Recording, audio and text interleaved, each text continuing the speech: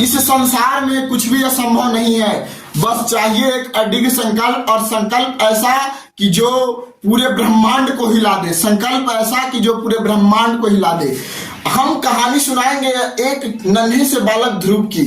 उसका संकल्प इतना अडिग था कि पूरे ब्रह्मांड को हिला डाला। क्या किया? पूरे ब्रह्मांड को हिला डाला, और भगवान विष्णु को उनको ध्रुव को आके दर्शन देना पड़ा।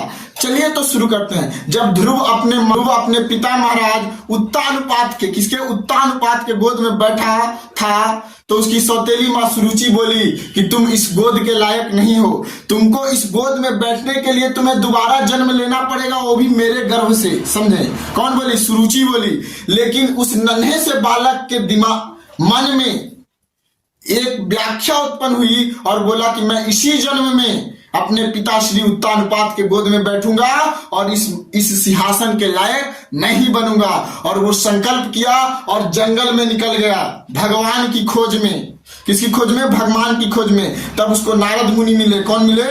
नारद मुनि मिले, और उसको क्या किए? मार्गदर्शित किए कि तुम इस तरह से यज्ञ करोगे, तपस्या करोगे, तब तुम्हें भगवान विष्णु आके क्या करेंगे? दर्शन देंगे।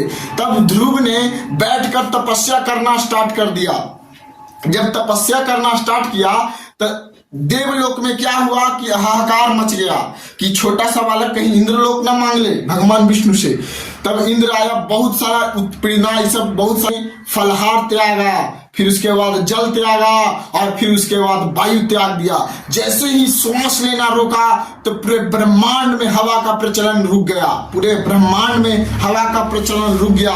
पृथ्वी लोक से देवलोक तक कई लोकों में हवा बहना बंद हो गया, स्थिर हो गया। तो सभी जगह हाहाकार मच गया। तो सभी देव लोग कहाँ गए?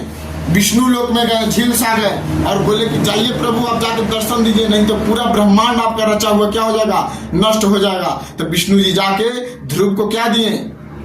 ध्रुव को जाके दर्शन दिए और कहें कि तुम आज के बाद एक ध्रुव तारा के रूप में जाने जाओगे, तारा के रूप में जाने जाओगे। तो यही आप देखते होंगे कि आकाश में एक ध्रुव तारा टिमटिमाते रहता है, उसी को हम लोग ध्रुव तारा कहते हैं। और वही बालक आज ध्रुव के रूप में आज भी जीवित है। तो इसीलिए अगर संकल्प अगर आपका सही रहेगा तो आप कुछ भी कर सकते हैं। एक बार अगर आप संकल्पित हो जाते हैं तो संघर्ष तो आपका खेल हो जाएगा, जीवन का संघर्ष आपका खेल हो जाएगा। बस सही ढंग से आपको संकल्पित होना है। अगर संकल्पित हो जाते हैं तो संघर्ष आपका खेल हो जाता है और संसार आपके कदमों में आ जाता है। जय हिंद।